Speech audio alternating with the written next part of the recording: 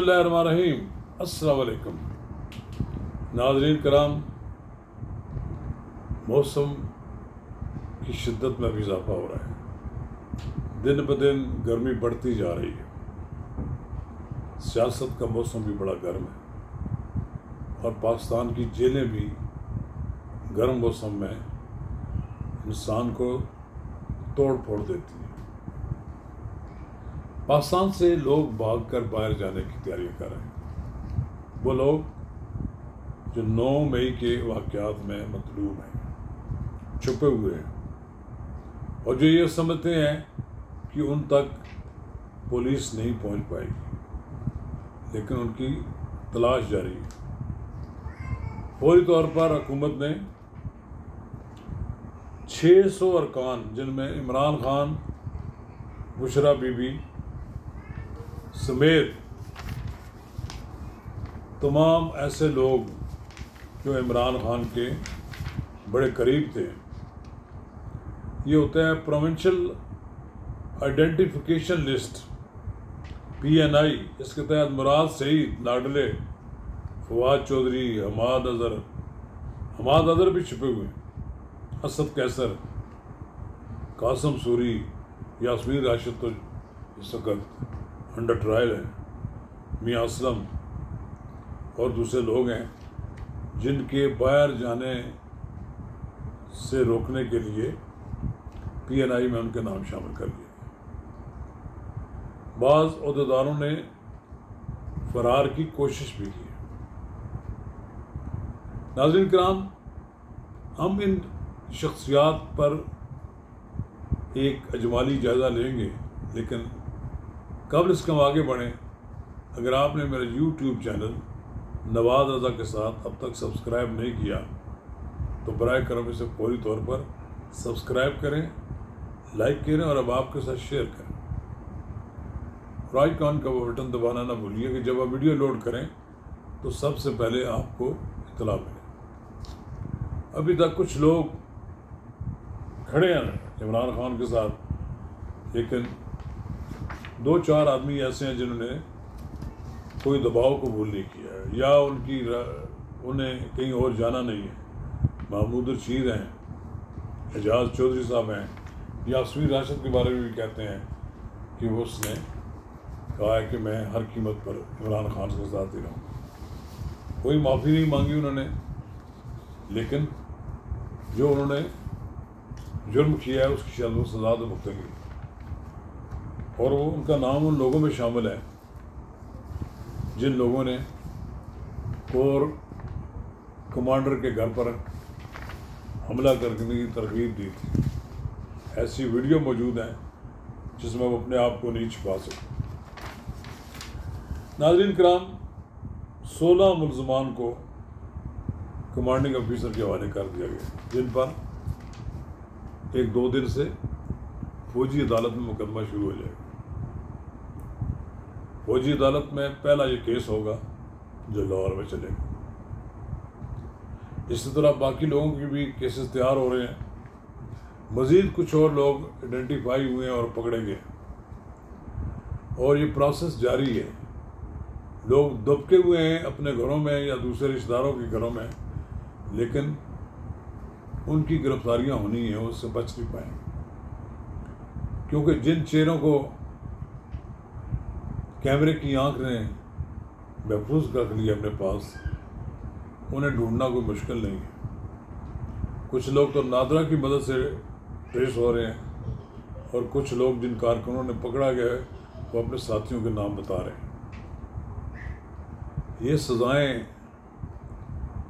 बज़ाहिर लोगों को बड़ी सख्त नज़र आती हैं, इसमें कोई ऐसी बात नहीं है। फौजी अदालतों के मुकदमात के फैसले अगरचे फौरी होते हैं, लेकिन सिविल अदालतों के बारे में ये आम तासर है कि अभी तक वहाँ मुकदमात की रफ्तार 3% से ज़्यादा फैसले नहीं होते, लटकाए रखते हैं। और वकील भी हीले मानव से वो चाहते हैं कि केस लटकाए रहे, लेकिन मेरा ख्याल फौजी अदालतों में जल्द फैसले होंगे اور جو لوگ ملوث ہیں ان کی جو شہادت ان کی موجود ہے، ان کی زیادہ دیر بھی نہیں لگے گی ان کے بارے میں تو فیصلے ہو جائیں گے۔ پھر جیسے جن لوگوں کے بارے میں شہادتیں ٹیکنالوجی دے رہی ہے وہ بھی جلد سزا پا جائیں گے۔ کہ پاکستان کی سیاسی زندگی میں یہ پہلا ایسا واقعہ ہوا ہے کہ ایک سیاسی جماعت جو اپنے آپ کو کراتی تھی اس کا فاشسٹ رویہ اس حد تک ہو چکا تھا کہ اس نے اسٹیبلشمنٹ پر بھی حملے کرنے سے گریز نہیں کیا۔ اس بارے میں عام لوگوں کا تاثر یہ ہے کہ پاکستان کو بھی کچھ لوگ سوڈان بنانا چاہتے تھے، پاکستان کو بھی لوگ کچھ شام بنانا چاہتے تھے، پاکستان کو لوگ لیبیا بنانا چاہتے تھے کہ یہاں آپس میں لوگ لڑتے رہے، اور پھر پاکستان کے نیوکلیر پروگرام پر نظر بد جن کی ہے وہ اس پہ قبضہ کرنا چاہتے تھے، لیکن یہ ساری سازش ناکام ہو گئی۔ ہماری مسلح افواج نے 9 مئی کو رد عمل کا اظہار نہ کر کے بڑی عقل مندی کا ثبوت دیا۔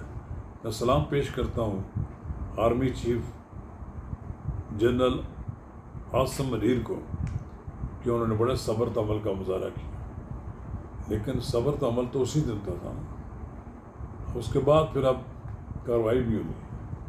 فوجی قیادت نے فیصلے کر لیے ہیں، ان پر عمل درآمد ہو رہا ہے، اور وہ میں کہتا ہوں کہ یہ لوگ گالیاں دیتے ہیں، پاکستان سے باہر بیٹھے ہوئے یوتھیا جو ہیں فوج کی قیادت کو جو گالیاں دیتے ہیں، یہ جو لفظ استعمال کرتے ہیں وہ ہم لفظ یہاں استعمال بھی نہیں کرنا چاہتے، ان کو سبق سکھایا جائے۔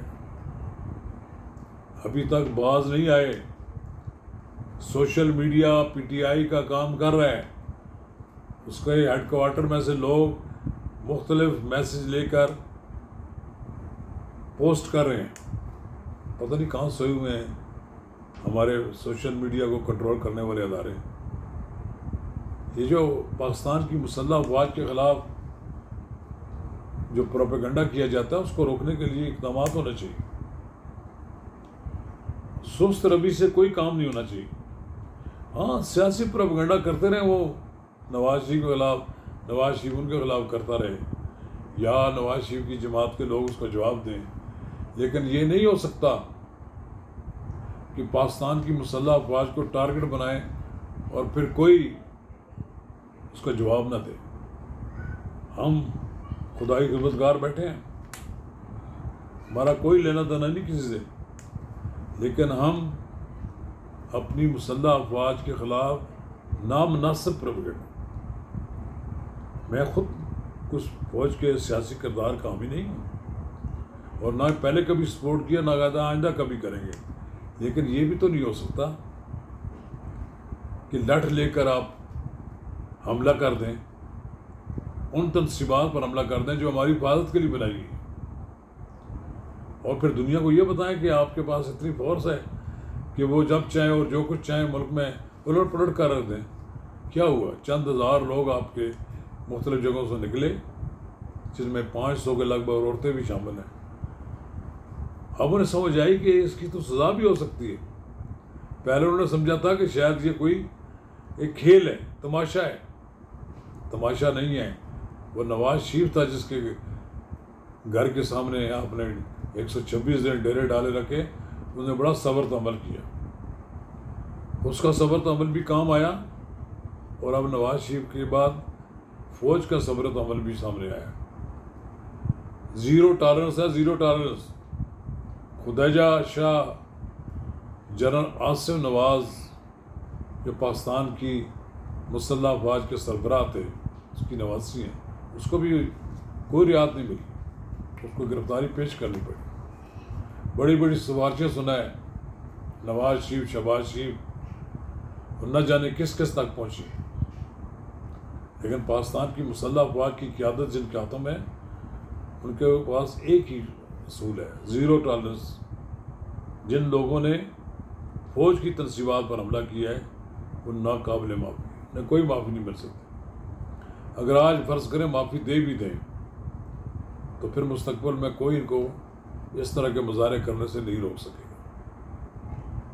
یہ وہ وقت ہے خان صاحب، آپ کے لیے بھی بڑا مشکل وقت ہے۔ اس لیے کہتے ہیں نا، آپ سیاستدان ہوتے تو اپنی سیاسی قوت کو اس آگ میں نہ جھونکتے، آپ اپنی تمام اپنے رہنماؤں کو یہ آرڈر کرتے کہ سٹ ڈاؤن کریں اور کوئی ایسا کام نہ کریں جس سے امن و امان کو خطرہ ہو، کچھ ہو، پرسکون پرامن گزارا کریں۔ لیکن آپ نے تو اپنا گھر جلا دیا۔ چلیے اب آپ برداشت کریں، پتہ نہیں کتنے سال لگیں گے آپ کو سنبھلنے میں، یا سنبھلتے سنبھلتے آپ کی سیاست ہی ختم ہو جائے گی۔ شکریہ۔